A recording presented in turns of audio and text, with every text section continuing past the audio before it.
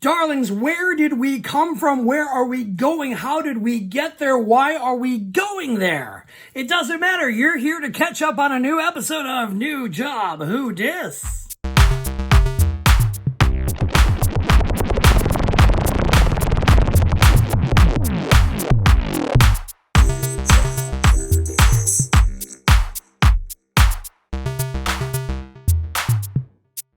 Welcome back, one and all. And when I say one and all, I mean my 10 listeners. Thank you so much for tuning in to New Job Who Dis, an exploration of my life through jobs, through work, through careers, through failures, through successes, pipe dreams, and all. You are here to listen about my tales of how it all came to this. How did I become Halston Body, the prism of excellence in the pro wrestling managerial world?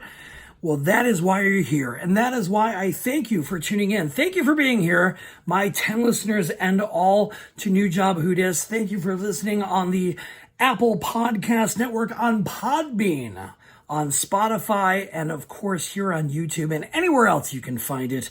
Thank you for tuning in once again. I'm so glad you've made it through 15 episodes so far. If you have not even gone back to one episode, maybe this is your Cliff Notes. This is the cheat sheet for you to catch up on the ins and outs. Maybe there'll be some extra bonus content in the conversation we're about to have about me working in this is only a 12-year span, by the way. I want to make sure we are keeping tight and catching you up. This is 12 years of my life. I started working when I was 14, and we are just getting around the corner to 26 years old. So all of the episodes in 15 episodes, this is the 15th. No, this is the 16th. In 16 episodes now, this being the 16th, we have gone through almost a job a year. Realistically, we've had some in-betweeners. Oh yeah, we've actually had more jobs per year. Now that I really think about it and do the actual math, you can't see this on the podcast, but I'm counting 1, 2, 3, 4, 5, 6, 7, 8, 9, 10, 11, 12, 13, 14, 15, 16, 17, 18. Yeah, we've had almost 20 jobs up to this point. And I'm not even out of Wisconsin yet. Okay, I was out for a little bit in Detroit, but we have been around the world, so to speak, in the job land. And again, 12 whopping years, 14 years at the most. Like, I'm barely getting out of Wisconsin, and I've got a career path, or maybe just career damage. I have no idea. But either way, we have been working hard since day one. And we're going to go back a little bit. We're just going to kind of breeze through and get you caught up. Started in Milwaukee, Wisconsin, raised under parents and under a Midwestern guise of get a job and work hard. Always be employed. Find a job, kid. You are not going to be some deadbeat living at home, living with mom and dad. You better get out there and make some money and make yourself into something. So off and running I went. 14 years old. Started with a paper route. Oh, such the memories of working that paper route at 14 and earning my first reward as a job. This is the first bonus I've ever had. And it was earned by catching up with getting new subscribers on my route. And by doing so, I mean, we're talking a margin of like, I had 42 new subscriptions and the next closest person had like 12. I earned myself a CD player in 1986. What? That thing cost $350. Got me a remote and 20 tracks of programmable CD magic. For those who are paying attention, my first CD I ever purchased with my own money was Big Generator by Yes.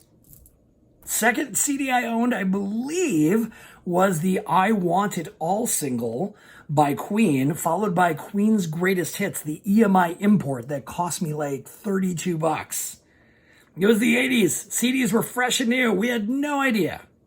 that they actually cost 2 cents to make. But back then, it was a good time. I was the young, hot kid with a job, spending my money on kid stuff, video games, Dungeons and Dragons, food, baseball cards, football cards, all of the things, CDs, of course.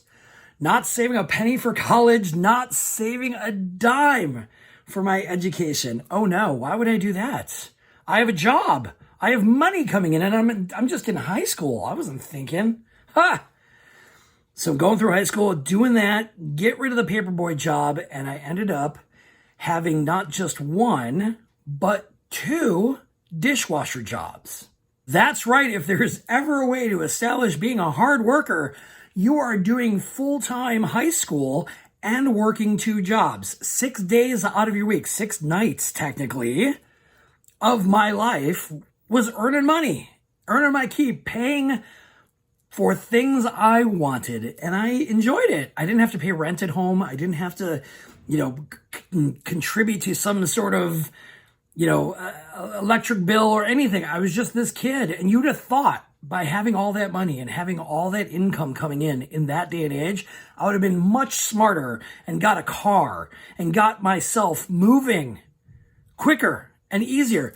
But I lived in a very transportation friendly city, so the emergent need to get a car wasn't there. And my parents, we didn't have a car as growing up as kids, so that expectation of life of just having cars all around didn't exist in my world. Did not exist for me and my brother. I have an older brother.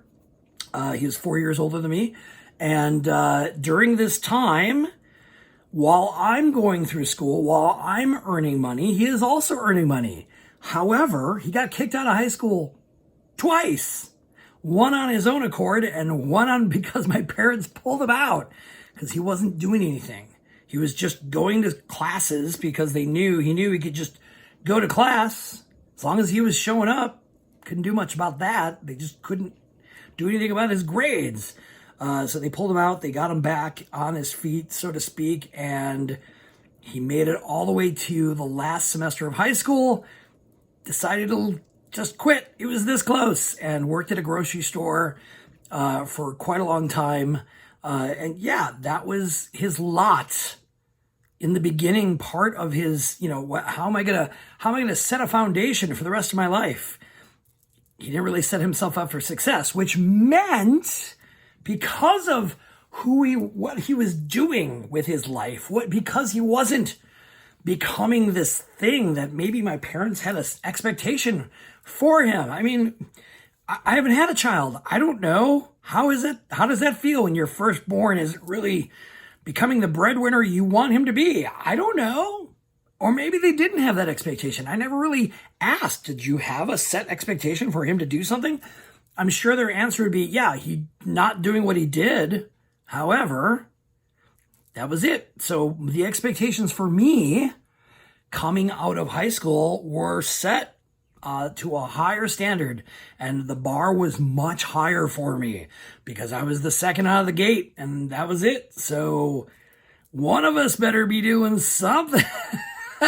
And again, I don't know if that was the expectation, but it definitely felt like it. And I remember my parents saying, don't you dare do what your brother did. And I had an example laid out in front of me. So hard working right out of the gate, work, right? Go to school, kind of get through school. Not really a big straight A student, just not even participating. I'm going to school. I'm getting my education. I'm learning. I'm getting my grades, but I'm not there to win high school. I wasn't part of sports. I wasn't part of anything. So trudging through high school, I'm being a dishwasher in 2 places, Balistreri's Italiano Ristorante. And the first dishwash job I got was at the Chinese Pagoda in Wauwatosa, both on the west side of Milwaukee. And yeah, it was great. Hard-working jobs to set up that foundation of just getting your hands dirty and lifting things and 50-pound bags of rice and 100-pound things of dough, and you got to lift and carry and trash and all the things that you do to build those skills. And to this day, I respect the dishwasher. Respect the dishwasher. If you ever work in a restaurant, or if you don't work in a restaurant, you think the dishwasher job is the worst one, sure. Physically, yeah, it might be kind of gross, might be kind of wet, hot, stanky. Nobody really cares about the dishwasher, but it's essential, and you better treat that dishwasher right. So after I got my fill of having 2 dishwasher jobs, I had a dream job lined up in front of me. And when I say dream job, I mean, what 15-year-old in the entire world at that era of life in the late 80s would not want to work at a record store at 15 years old? And I did it. I got a job somehow. I convinced them, because I already had 3 jobs prior to this one, that I was their guy. I could walk to work. I could, I knew music. Oh man, did I knew music? I knew music. So that was the pitch. I know songs, and I know what's on the radio right now, and I follow the Billboard charts, and I'm cute, and I'm 15 years old, and I can walk to work. Please hire me. I won't ever be late. They hired me. They hired me. How did I convince them? How? I don't know, but I did it. And it was great. It was a great job. Lots of great stories. Just, very, very short period of time. I want to say I worked there for maybe 4 months, but it was the best 16 weeks of my life, because I was there in the mix, having a retail job before I'm even 16, legal age of working. Now, you could work before 16, but you had to have a permit. But the normal working age of anybody in Wisconsin at that time was 16 years old. Got the job, worked that. It was super fun.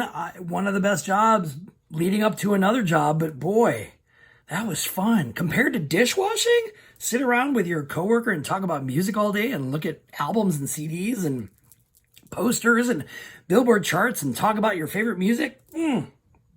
The best job. Didn't last very long though. Hours just got cut. Wasn't a great location. Not a lot of, it wasn't a big sales place. It just didn't have a lot of traffic. It was a tiny record store. Probably too small for where it was at. That's probably what killed it, other than the rampant theft that happened. But other than that, yeah, it just wasn't the location. It wasn't the place.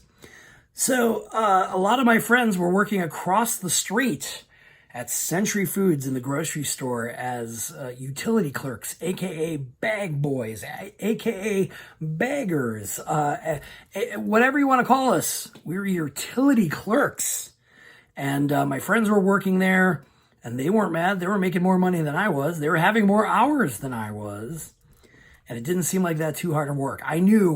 Internally, I knew I was a little bit tougher than my friends as far as work attitude, as far as taking on the hard job. I didn't feel so bad. I already had 2 dishwasher jobs up to that point. So you want me to stand in front of a counter and put groceries in bags for people and then put them into their cart? That's it? Okay. Oh, okay. Got it. You want me to push carts in the grocery store, out in the parking lot. Okay. That was probably the roughest part. Honestly, out of all of working as a bag boy for a grocery store, the hardest part was really just the weather and pushing carts. I see nowadays, I go to, I've seen Costco do it and Target do it, and they have these fancy cart getters that are electric, the robots that just go collect all the carts, and you don't have to lift them yourself or push them and use your shoulder or calf muscles to push those things up a hill. I had to, that was probably the roughest part. Maybe taking out the trash. It was not physically painful to do. It sucked. It was long. It was on your feet a lot. It was, uncomfortable shoes. It was overdressed for the job. Dress shirts. We had button-down white dress shirts at a grocery store where I'm carrying things and taking out trash and carrying carts. Yeah, our aprons were filthy. I did forget to mention the time. There was a moment at the grocery store job where I was so tired. And this could just be because I was going to school and I was working and I probably just overextended myself. There was a moment at the grocery store where I went into the restroom, the public restroom, mind you, and decided to lock the door and put my hands like this on the disabled railings that the handicap railings of the stall, and fell asleep. I fell asleep on the job. They were looking for, I don't even remember how long I was out, maybe 30 minutes, 45 minutes. They were calling for me on the intercom. They were seriously wondering where I had went. They thought I had just bailed. They thought I just left the place. Oh no, I woke up and walked out of the bathroom with a big red mark on my face from where my was. Oh, of course they had to write me up. But yeah, and I worked with my what I call my gay mother. Lynn was a checkout person, a cashier, if you will, at the front, and she was my favorite cashier, and I was her favorite bag boy because she saw before I knew that I was an up and coming queer boy. Who is this? Who is this guy? I think there's something different about this guy. She took me to a couple Rocky Horror Picture shows, and the rest is history. Ha ha! But I started to come out to myself, graduating high school, still working at the grocery store. All right. But here's where we got twisted. Here's where we got lost. Didn't have a career path. I did, but it wasn't the normal college. I'm going to work in some sort of college degree job. I'm going to become a doctor. I'm going to become a lawyer. I'm going to become a veterinarian. I'm going to become a public servant. I don't know. I had no idea what I wanted to do. I really didn't. Until I fell in love with pro wrestling at the ripe age of 13, and I was a humongous WWF fan because I was the Midwest. That was our territory. It was AWA, and then it turned into WWF, Hulk Hogan, Saturday morning cartoons, Hulkamania, say your prayers, eat your vitamins, all in. And I was there. I was there for all of it in the Midwest. Loved every minute of it. Was a huge fan. To the point where it leaked over into my day-to-day and my personality and who I was. I got into the fandom so hard that even in high school, like my entire speech class, for every speech we had to do, I think we had to do 8 or 9 or 10 speeches throughout the entire coursework. Every single speech was about pro wrestling, demonstrative speech, the topical speech, knowledge, all these speech types. I did them all about pro wrestling. And it turned into and manifested into me wanting to become a pro wrestler at 17. Oh, the high school kids didn't know what to do with that. They were like, what? I just want to be a social worker. What is this, pro wrestling? How do you do that? No one knew except me. And I found it. Chris Curtis's School of Pro Wrestling in Milwaukee. I had no idea how to get in other than pay the fees. I had no idea what I was going to get in for. But it never happened because the parents, and I don't blame them one bit, because I guess I would be a protective parent as well. But the parents who forever and a day were like, oh, be happy no matter what you do. Be happy with your life and go out and chase your dreams, kid. You're going to make it. Do whatever it takes. If you're going to be a bank robber, be a bank robber and be a good one, but as long as it makes you happy. Well, mom and dad, I want to be a pro wrestler. The hell you are. You are not running off to the circus. You're going to college, young man. My heart is broken at 17 years old. I was so revved up. I mean, I don't know if I would have survived. Honestly, if I were forced to make a decision and say, would you make it, yes or no? At 17 years old, with what little mental discipline I might have had back then, what little bit of can't take criticism, what lack of physical ability I probably had in 1990, I honestly don't think I would have made it. So maybe it was for the best, but who knows? I'll never know.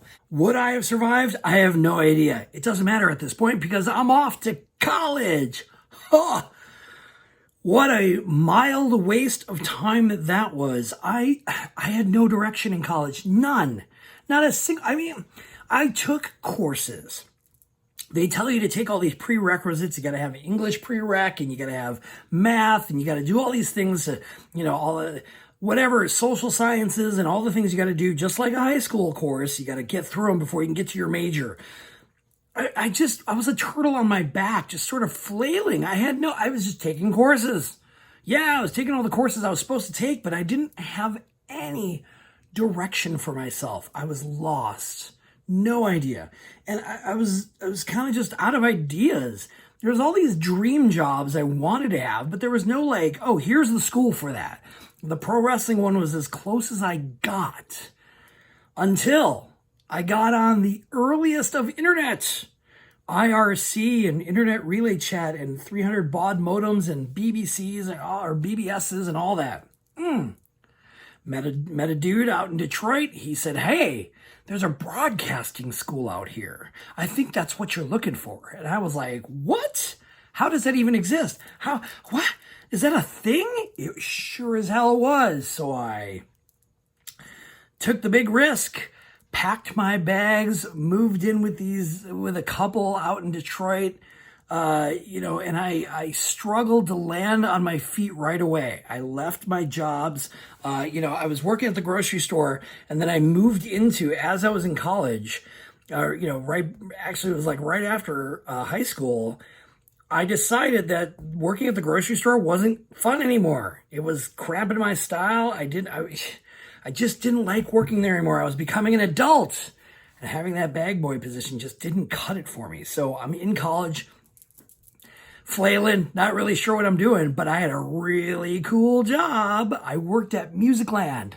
Before I landed that, I worked very quickly at a sporting goods place, and it was sports apparel. It was hats and jerseys and jackets called Merle Harmon's Fanfare. And that was like the stepping stone to get into the mall job at Musicland. I left Century because this place was hiring, and I was like, up to this point, I've had 5 jobs, so hire me at this mall job. And I got in. It was an okay job, but once the Christmas temps opened up at Musicland, I was like, yes, I need this. Worked at Musicland, was the best job in the entire universe. I was turning 21, and I'm, living this. I'm 19 to 21. I'm working at Musicland in the mall. Great atmosphere, music all the time, cool employees that I'm working with, that I'm still friends with some of them to this day. How about that for a cool job, right? Where you still are friends with the people you worked with because they were such cool coworkers. And hi, Betty. So, it was a great job. I was living it, and we were doing so well at this Musicland before I moved to Detroit. Mind you, this is before I moved to Detroit. Sorry, I didn't mean to skip ahead. It's all going by so fast. I'm working this magic job at Musicland. The entire staff is killing it. Our store is killing it. And Musicland gets this bright idea to split us all up because we're all such rock stars. Hey, let's put that energy in other stores that aren't doing so well. Great. They moved me to Suncoast Motion Picture Company down in downtown Milwaukee at the Grand Avenue Mall. And I worked there for a little bit. It wasn't the same. Mind you, I had a great time working there because I was in my own element. I was the manager of that store, and I pretty much worked it mostly by myself because it was part of a combo store. The Musicland and Sam Goody employees were working the music part. I was missing that part, but I was running the roost at Suncoast. So I get this idea that I need to go to broadcasting school because I'm kind of, again, flailing in college, failing out really, because I'm discovering who I am as a human being. Oh man, I'm spending time less in class and more on the internet. I'm spending time, discovering who I was. And I had a boyfriend at the time, and, college wasn't doing it for me. The education was amazing. I'm not going to knock what I learned in college and the experiences that I went through that helped form the human I am today. However, the education part was just like, why am I here? I don't know what I'm doing. I have no direction. I'm just taking classes because they told me to take them. Bah! Move to Detroit, take a big risk, get my driver's license, get a car, and drive over to Detroit, Michigan. And I end up, again, not landing on my feet right away. I landed a transfer via the Musicland group to a combo store and Musicland. That was fine. But it didn't last. The luster of working at Musicland and Sam Goody and Suncoast had completely worn off. And after a few Karen incidents and just not feeling the same vibe of who I was working with, I left. I decided I had to get out of there because it wasn't going to, working at a mall was not going to, cut the mustard for me. I struggled a little bit. I landed a couple quick and dirty DJ jobs in local gay bars in Detroit, one of them being Chains, which doesn't exist anymore. It was a filthy bar, so filthy. And I worked a drag show, and then I got hip to looking in the newspapers and finding those jobs that say, hey, are you a rock star? We need rock stars. Do you love rocking out? Rock? You love rock and roll? We need some rock stars. Turned out to be a pyramid scheme. It was a pyramid scheme involving selling framed art, out of the trunk of your car to places in strip malls, doctor's offices, and anywhere you could pretty much pitch, hey, I've got this cheap art in the back of my car. It's $20. It's framed. The worst idea ever. That job lasted 2 days because I should have learned my lesson with the Amway attack that I had when I worked at Musicland. Some guy came in and was like, you're a really good salesperson. We should have a conversation. And I was like, oh, let me sit down and talk with you about why I'm such a good salesperson. And the minute I told my parents about it, they're like, that's Amway, run for the hills. And I did, but didn't learn my lesson because here I am trying to find some sort of semblance of work in Detroit. Stranger to strangeland, don't know anybody except the two guys I'm living with, and I don't know where I'm at, but somehow I had to find a job.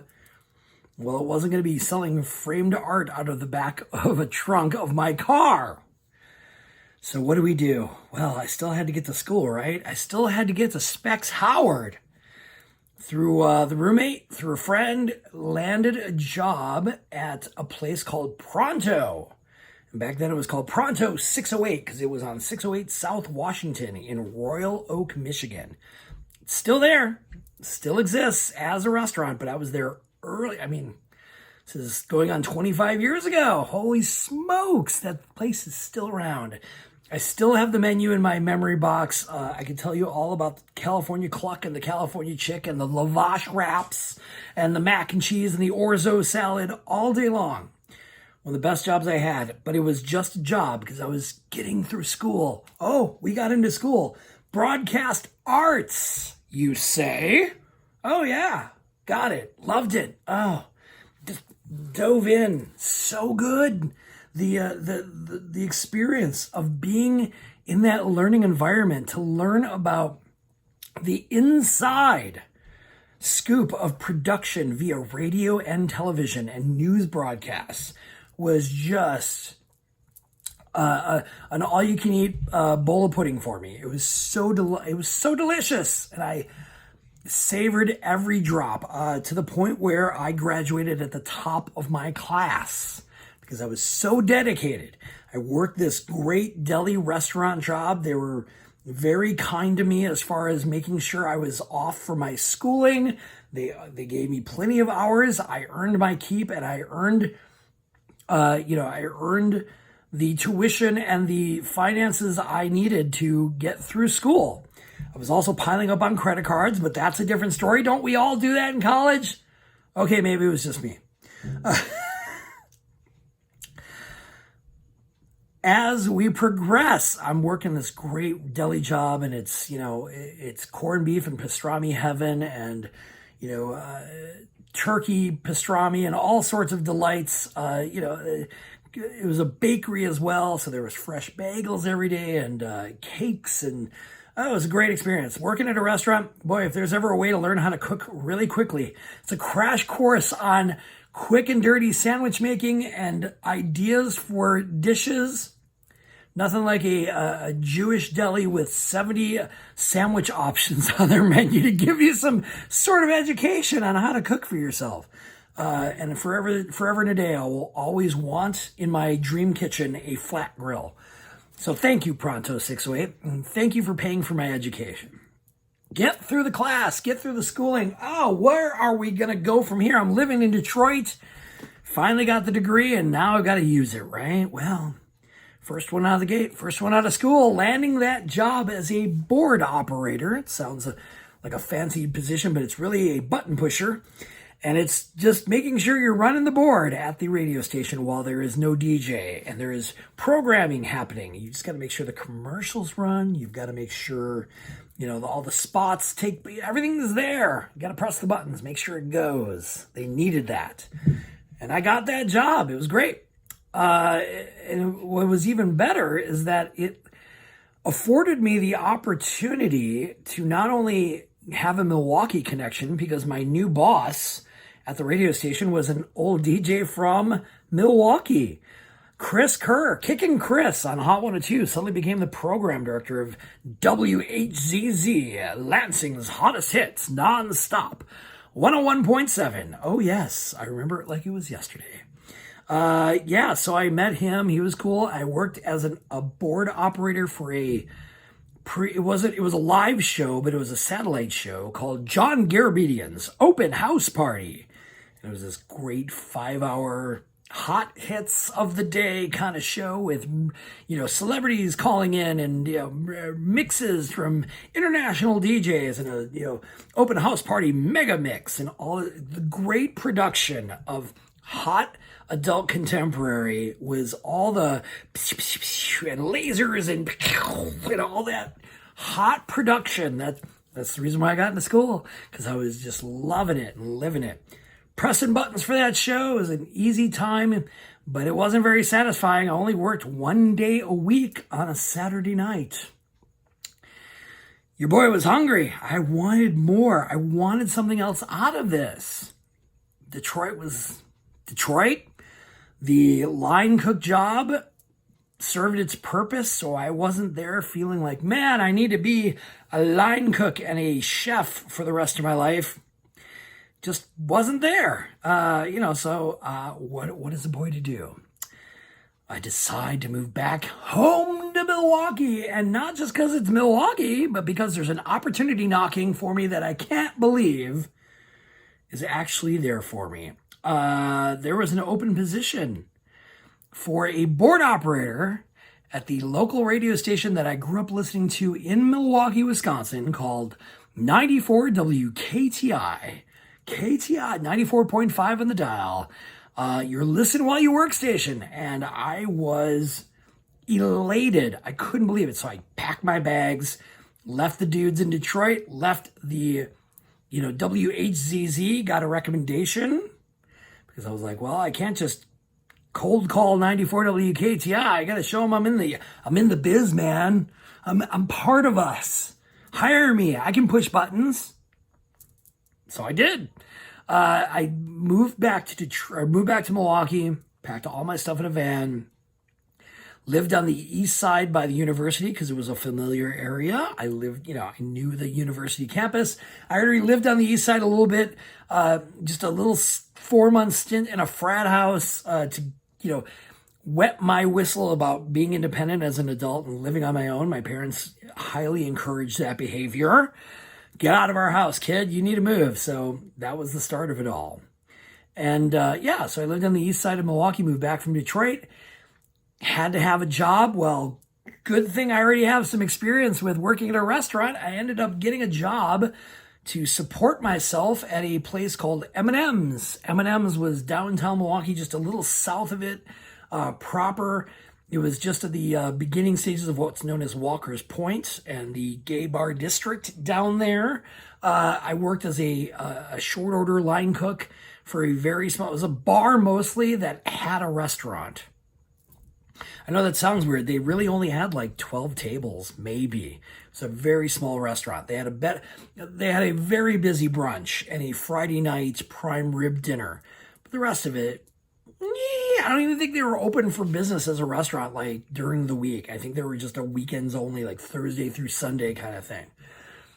And I worked there, and it was great because when I first turned 21 in Milwaukee, before I moved to Detroit, I really didn't have enough time to establish a social scene for myself. I didn't really go out to the bars very often. I didn't go to the bars much at all. And even when I was in Detroit, I had to go to school, so I wasn't being the LGBT socialite that I wanted to be at the ripe age of 21. Not that I ever was, but I just didn't. So when I got back to Milwaukee, it was like, oh, wow, I worked at this restaurant and I've got this cool coworker who introduced me to his friends. The rest is history. We all begot that little group that I worked with, Patrick, and he introduced me to Tim and Steve and Henry and all these other people that were in his circle, and I just merged into that friendship group. And I'm very thankful for that because I didn't really have a good social group. I was working. I was too busy focused on work. Landed the job at 94 WKTI as a board op for John Garabedian's open house party. Of course. Synergy, folks. And it was the best job to this day. Other than what I'm currently doing, it was primo. I'm working at the radio station I grew up listening to. There's a familiarity. I'm already aware of who my coworkers are because I listened to them as a teenager and a child growing up in Wisconsin and Milwaukee. So I knew Lips LaBelle. I knew Leonard Peace. I knew Danny Clayton. I knew Reitman and Miller in the morning. And I got it. I was there. It was exciting. Couldn't work at M&M's though because that was a weekend gig and I need to be available for weekends. So during I'm chasing my dream era, and I'm living the dream of working at the radio station, and it slowly develops into, from board operator to overnight on air, one shift, then it became two shifts, then I was the full-time night owl, I was the overnight guy, but I was the inexperienced, naive, and, unseasoned overnight guy while I'm working and chasing this dream, because it's not like they were paying me a salary. They were paying me an hourly rate. I was working maybe 30 plus hours a week, but it wasn't enough. Wasn't enough to fill the gaps and pay the credit card bills and make sure I'm keeping up on life. And so, I had to keep chasing other jobs while I'm working this job. And, I'd work at a little tiny deli downtown. I think it was called like the 42nd Street Deli or something like that. It was just a downtown breakfast grab and quick lunch place for downtown employees. All the people that were working downtown just ran in and grab and go. I need a quick breakfast burrito or a sandwich or my, salad fixins, and I got to get out of here. That kind of thing. It was very light, very easy. Before that, I made an attempt to be a server. Oh, strike one. I worked at this place called Oakland Trattoria, and I wasn't there very long. I think I was there like 2-3 months at most. Because once again, a fat guy with button-down shirts, and namely this fat guy, I was like, button-down shirts and dress pants is the worst. Just couldn't keep it together. And I wasn't a very good server. No, was not. Not a good server. I was very friendly, very open, but I just wasn't like on that rhythm thing where, you're like, oh yeah, I gotta get this, I get the jigga. Just already like not a good memory guy when it came to like, oh yeah, table 6 needs 3 drinks. I had to write everything down. It was just not a good server. Ha! While I'm working at the radio station, I'm dating. Oh, of course I'm dating. I date this guy when I first moved back from Detroit. Wasn't good for me. He was a very bitter individual and actually confessed at one point during our relationship that he was very jealous and angry that I was chasing my dreams. What? I'm working this dream job I go to school for. I work. This is work, mind you. This isn't, I'm, living this vagabond lifestyle. I went to school. I earned my keep. I paid my dues, and I get the job that I want, and I'm growing into this job. There's my support system. Hey, there's a lesson for you. If the guy or girl you're dating or wanting to date or seeing is not supportive of your career choice, and not because it's bad, it's because they are jealous of what you are doing, drop them off on the side of the road as fast as possible. That's my advice. From me to you. That's a free one. But moving forward, I'm, struggling at this, trying to keep the jobs. I think I ended up working at a place called Rock Bottom. It was a new chain restaurant, downtown Milwaukee, brand new place. So of course, I knew how to get a job, waltzed right in, started as a pizza cook, and I think I ended up working as a server because I needed more flexibility with hours. But let's just be honest, being a daytime lunch server, unless you've got a good spot, not the most financially cool thing. And I'm working overnights at this time. So I'm working, 6 p.m. to 6 a.m. I'm getting 4 hours of sleep at a time. I'm waking up I get home from work at 6:30, go to bed till 10:30, get up, shower, get myself together so I can get to work by, I think, 11:30, maybe. I don't know, something. It was wash, rinse, repeat for quite a few months where I was just like working and working and working and working and working to try to just stay afloat. Credit card bills are piling up. Still living on that credit because I was paying the bills. I was actually getting staying afloat, but of course, padding it with credit cards didn't help. So I'm working at this radio station, the best job in the world. I mean, hands down. Got to listen to all sorts of great music. Got to debut some great music, late '90s, mid to late '90s. I mean. Return of the Mac, Gina G, Ooh Ah, just a little bit. Meryl Bainbridge with Mouth. My Heart Will Go On by Celine Dion on repeat. It was the listen while you work station. So all that safe Caucasian pop that you listen to that wouldn't fluster anybody during the day while they're sitting at their desk working. You could just keep those tunes on and keep you moving through the day. But when the night turned on, hot AC. Oh, we played the hot hits, but still kept it safe. Nothing too crazy. Don't want to get too urban. Urban. They had so many names for it back then, and they still exist. But yeah, we were a very Caucasian station in the middle of the Midwest. 94 WKGI. And our demographic. Now, mind you, our demo were 20. I think it was 25 to 42-year-old females. Makes sense, right? Why? I mean, yeah, that's. Lines right up in that Karen universe. Radio listeners. So yeah, I was doing great, and I was climbing up the ranks of the radio. I was starting to get more hours. I was doing overnights. I was volunteering for board op jobs, positions and at least slots, and I was doing radio research, and I was playing with production, and everything seemed to be great. Until my dream balloon got popped. It was my own fault. I don't blame Danny Clayton, who was the program director at the time. I don't blame him one bit. The seasoned boss professional listened to me on air and just was like, maybe you'd be better in production. Talk about having a face for radio. Now I have a voice for radio. Oh. But again, if you listen to my demo tapes, and I played one of them in the episode of the radio station, and the 94 WKTI episode, I think I played it for the second half. I'm young. My voice is not seasoned. I barely know who I am as a human being. And that's what I had to do. I had to figure it out. And so my heart was absolutely crushed. No way about it. I didn't grieve, but I definitely was sad. It was not a good time for me.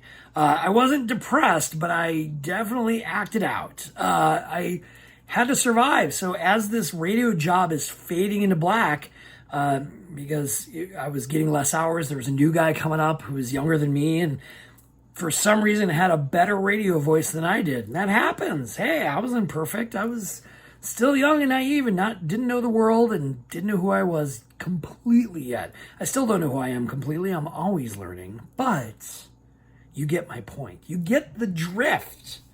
I wasn't ready. I wasn't ready to be in radio. I had the education. It was good on paper. But the dream job didn't become a nightmare. It just faded into a cloud.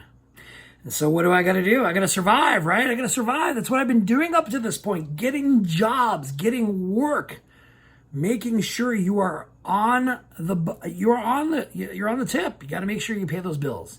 Got to make sure you pay rent. Got to do all those things. As an adult who's responsible for themselves, I know.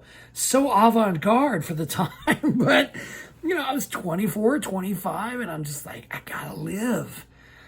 Somehow, I ended up with 2 jobs at the same time that merged out, like radio merged out and these merged in. I just figured it out. I can't remember the exact timeline of when I got the jobs specifically, like which one did I get first, the bartending job or the phone company job, but I ended up getting one and then getting the other right within a very close period of time. And I believe it started with the bartending job because my local friends were bartenders. And they were bartenders in the other gay bars in the area. And so I was like, guys, I'm a public figure on radio. I know how to talk to people. All you got to do is teach me how to swill drinks and the rest is history. Oh yeah, no, we got there. I went in for like the licensing and the education you got to have for like safe serving and all the bartender things you got to do. And I somehow convinced this guy who was opening a bar, I don't know if it was a couple, but it was a couple of guys. One of them was for sure was opening this bar called Woody's. And it was a gay bar that was on the south end of where the district was, much further away from where the rest of the bars were. But somehow that's where they decided they wanted to open this bar. And at the time it was sort of advertised as a sports bar, which was a novel idea at the time. But in the city of Milwaukee, when we are a very sports-heavy nation out there in Milwaukee and Wisconsin, I mean, between the Packers, Bucks, and Brewers, we lived it. It was a very sports-friendly town. What are you going to do in the winter? You watch the Packers. You go to church, you drink, and you watch the Packers. So that was the thing. And in the mid-'90s, I mean, the Packers were hot, hot, hot. Brett Favre and Reggie White and the whole, Super Bowl appearances, winning Super Bowl. I mean, 90s were all about those Packers. And when you're living in Milwaukee, I mean, I saw the Brett Favre Steakhouse open and close. So that was downtown. That was a novel thought and idea. Maybe it should have worked there. Hey, Brett Favre, are you hiring at your steakhouse? I know it's going to close in a year. But that was the thing. So I ended up working at this bar, started working at this bar. And then at the same time, I followed suit of my aunts and uncles who worked at the phone company and my dad, who also worked at a utility. He had been working for the Wisconsin Gas Company for well over a decade, if not going on 20 years by that point. So why not? Hey, they paid the bills and it got you benefits and it was a job. Was it what I wanted to be doing? Not at all. But boy, with credit card bills stacking up, rent, you got to pay those. You start doing your finances at the middle of your 20s and you're like, yeah, I need some money. I got to live. I got to survive. But it also provided me fun money too. So I was doing this weird dance between credit cards, fun money, and paying the bills that I needed 2 jobs. And, the bartending job wasn't killing it for me. It was like, oh boy, this is paying my rent and then some. But it afforded me, to be, social, and it afforded me to, my own food and I could dress myself and I could buy fun things and, go on vacations if I needed to. And I did. So it was okay. Working for the phone company itself, boring. I mean, I had a job I was well overpaid, way overpaid for what I was doing, taking maybe 1 call an hour, maybe 2 at most. I think at the most during the day, 15 calls. At the most, 15 calls during a day. Because I was working this job as a resale repair maintenance administrator, which sounds so fancy, but at the end of the day, barely working. I mean, we were just goofing off. I had some friends that I worked with. I'm still acquaintances with Valentino, who I worked with. He was a wrestling fan as well. We dove into the NWO and the Monday Night Wars, and at that time, late 90s. I mean, it was 96 through 98 is when I'm living in Milwaukee, and prime time wrestling Monday Night Wars is happening in that era. And me and my friend Valentino were living it. It was great. I had an NWO shirt. Oh yeah. Had another boyfriend at the time. It was bad, the worst relationship I'd ever been in. all was not well for me. I'm working at this Woody's place, and it wasn't the best bar. I mean, I thought that's where I found my boyfriend. Maybe that's why it wasn't the best place, because he was a terrible boyfriend. But then I finally land a job, my second to last job in Milwaukee. Was working for a bar called South Water Street Docks, where my then and eventual best friend, sister in sin, Steve, we worked together because he was like, yeah, we have an opening. You want to work here? I was like, yes, let me get on a Woody's and work with my friend. Man, Milwaukee was crazy during those late 90s and the last couple of years, 98, 99, up until September of 99, when I move. We'll get to that in a second, but the Milwaukee bar scene and social and living it and getting a taste of entertaining and being a public figure, so to speak. I mean, you're a bartender, you're talking to people, you have to be social, you're stuck behind the bar. And, Milwaukee, it was full of regulars. It wasn't a new crowd every night. It was the same people you saw all the time. You knew it was a very tight-knit gay community back then, at least from what my perspective was, because I kind of knew everybody and everybody knew me. I got an opportunity to perform a charity drag event over the summer of 99, where I was a trash drag artist, and it was in this competition called the Possum Queen campaign, where we raised money for charity. Every bar in the Milwaukee area, the gay bar district, we all sponsored somebody to become a Possum Queen candidate. And it was my first taste of, entertainment-wise, it was my first live taste as far as a crowd and an audience and standing on a stage. I mean, when you're working in radio and you pop the mic open, you could be talking to 500,000 people. You can't see them. You just know they're there. But this was my first taste of actually performing in front of people. I mean, we did rotations of performance in the bars, and then we, at the end of the entire Possum Queen campaign run, we all performed on this huge stage on the lakefront Milwaukee Lake Michigan Festival grounds. Back then they were, I believe, called the Summerfest grounds. Then they were called the Henry W. Meyer Festival grounds. I think that's what they're still called. I don't remember. I don't know. I have to look it up. I don't live in Milwaukee. I have to look it up. So, yeah, I performed on this Miller stage in front of, hundreds of people. It was just like, what a sea of gays and lesbians. And it was just this amazing moment for me, because I couldn't believe they mustered up this courage to practice dance moves and, do a drag number to Britney Spears at Pride Fest in 1999 in Milwaukee. My sister in sin, Steve, and I mean, we just bonded. There were so many moments, so many funny times, so many great memories of drunken shenanigans and ridiculous behavior running through these streets of Milwaukee. One of the most legendary stories I have of our drunken shenanigans happened on a random night. Tim was working at his bar. Our friend Tim, he worked at the boot camp. He was a tequila pig, would serve his friends tequila shots like they were going out of style. Steve was, of course, bartending at South Water Street Docks. I was off that night. My friend Patrick was off that night. We were out just bouncing around in the bars being crazy kids like we were. And then we were like, well, let's do, breakfast after the bar closes, as one does. We waited for our friends, Steve and Tim. They were going to join us. They said, go meet us. Go meet us at this lakefront restaurant. It was a big lakefront restaurant that was a Greek restaurant, open 24 hours a day. Great.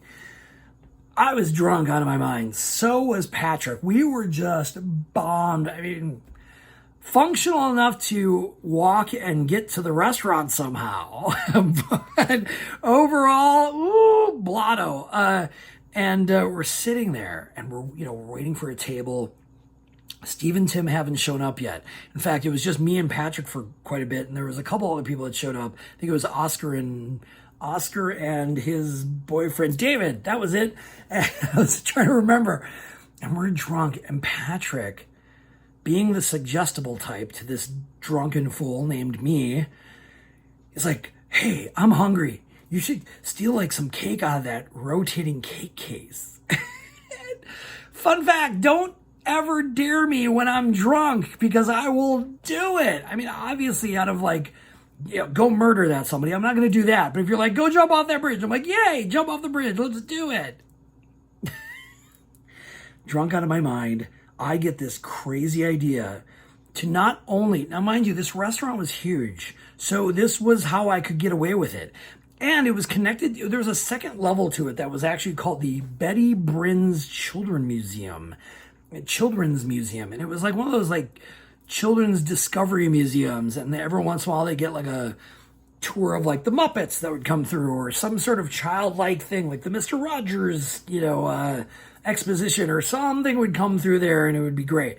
And there was this, connecting lobby that had elevators and there's stairways and bathrooms. It was just this big fancy glass and metal building on the lakefront. And so Patrick's like, go get some cake. Okay. So I drunkenly got up, and I'm wearing like this flannel like overcoat. It wasn't a full, it was padded, but it was this flannel-y kind of coat, plaid. I get this dumb idea to go right where we're sitting. We're in this like corner, like this lobby hall that leads to the main lobby, that leads to the elevators that go upstairs. And at the end of this hallway, right by the entrance, and there's not, maybe a couple people there, there's a cake case, like a standing tall, rotating cake case that they put the cakes and the pies in there and it rotates. It's all great. No one was manning the cake case. No one was around it. So I decided to get so excited and open up the cake case and grab a full like German chocolate cake or a double chocolate fudge cake. Couple layers at least, maybe 3-layer cake. I want to say 3/4 of that cake was there already. I mean, they made it, taking a slice out of it. And I don't know how I got away with it. I opened the door real quick. I grab the cake and I run down the hall laughing with this full cake in my hands. Patrick can't believe it. He is like, what? And I was like, we have nothing to eat this with. Go get some forks. Somehow he convinced a server to give him forks while he's not even at a table. I don't know. but we did it. And so I bolt down the hallway. I'm in this lobby area that no one's in because that's not the lobby for the restaurant. It's just some lobby that goes upstairs to the museum. Patrick and I are just like shoving, fuck the forks. We're just, Patrick and I are just shoving cake in our mouth. I mean, we're gonna throw the forks away. We don't even care. We're just, a mouthful of cake. And of course, it's cake. It's real rich. No milk, nothing. It's a mouthful of cake. We have like at least 2/3 of a cake left. I'm like, what are we going to do with this? Where do we go? I look over. Oh, the elevator. I press the button. Ding. Door opens. Throw the cake into the elevator. Wait for the elevator close. And I just moseyed over to the bathroom and washed up like nothing ever happened. What? Oh, they didn't know. And then we still got served. And nobody knew we stole the cake. I stole the cake. Nobody saw it. Nobody said anything. Tim and Steve show up. We sit down. I pass out in my hash browns. It's a great night for everybody. So, yeah, those were the days, boy, oh boy. Yeah, we had plenty of stories like that. Lots of trash drag and travels and drunken conversations and dumb people and the drama of the bar circuit in Milwaukee, Wisconsin, 1998 to 1999. We knew everybody and we knew all the dirt. And we were on bowling leagues with these people too. So it was just this constant, it was, gay social life of the late 90s. And I'm working at the phone company and no direction. Nothing to look forward to, not using my degree.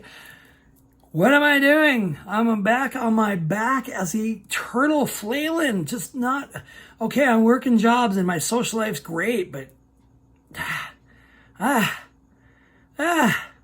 need to do something. I'm getting restless.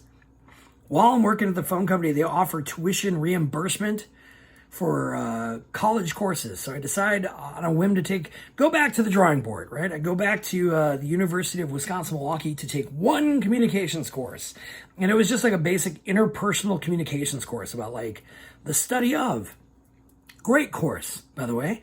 And taught me a lot of things for one simple course. But the best part is because I didn't have internet back then and I did not have my own phone line or my own AOL and my own computer, I had to use the school computer and the school internet. So that was the purpose. That was the other reason.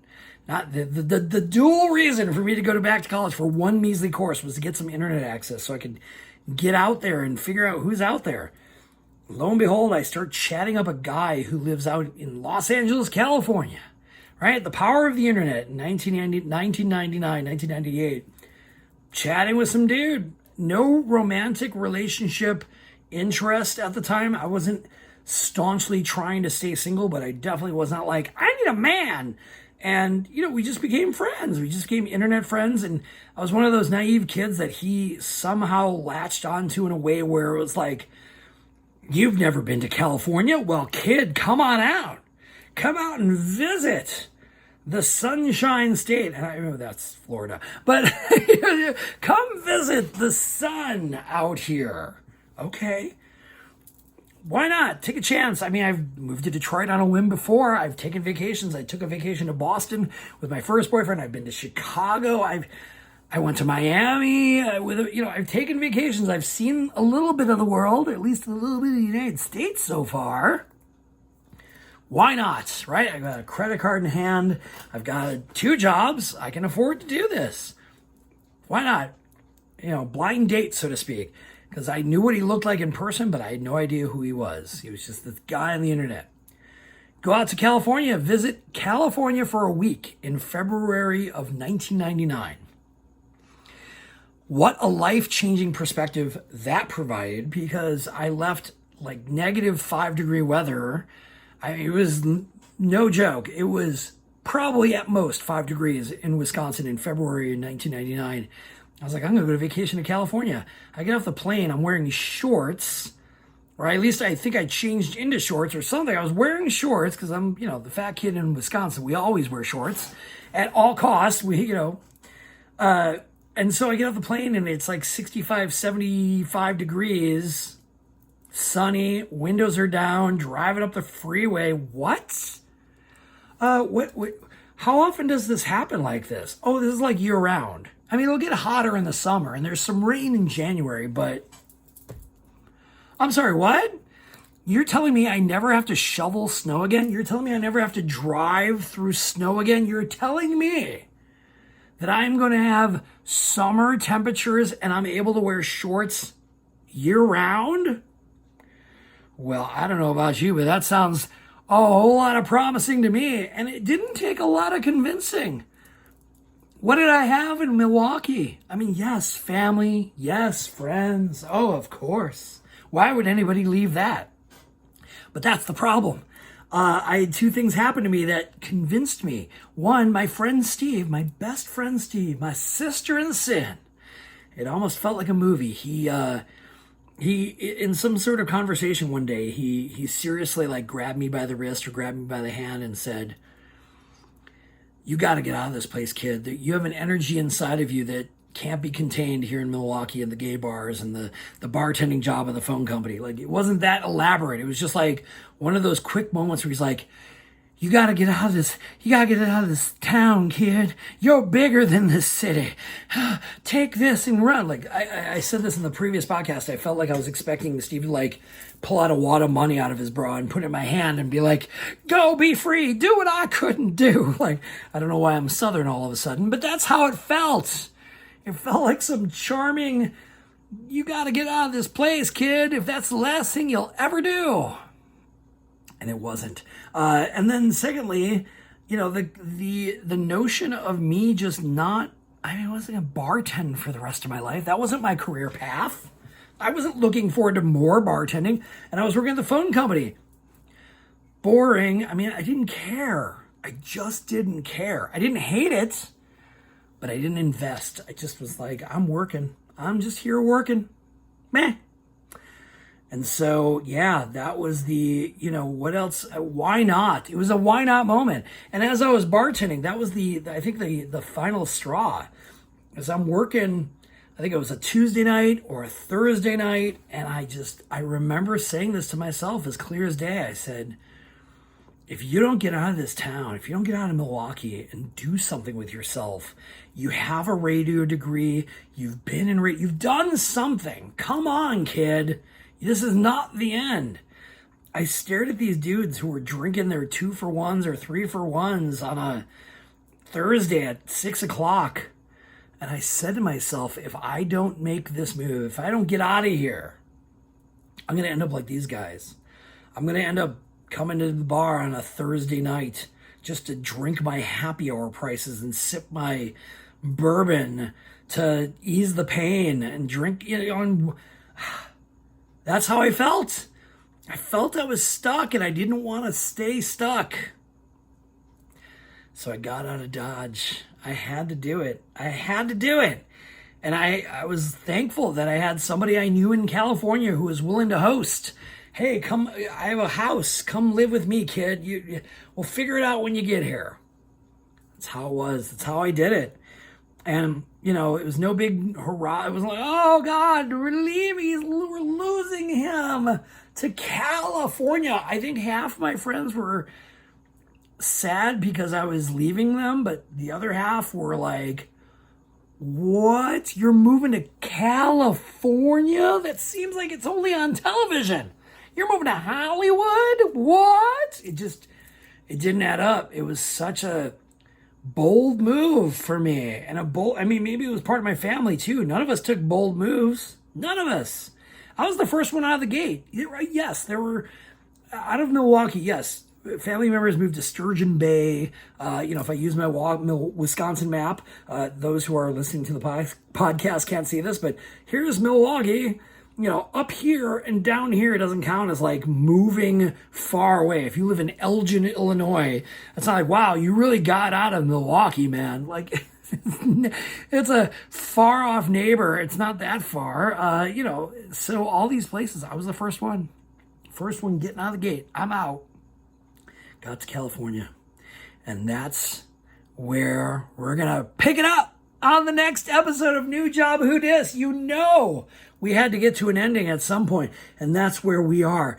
Thank you all for letting me catch you up. Let me thank you for listening. If you are one of my 10 lucky listeners who have been here since the beginning, and I know who you are. I know some of them by name.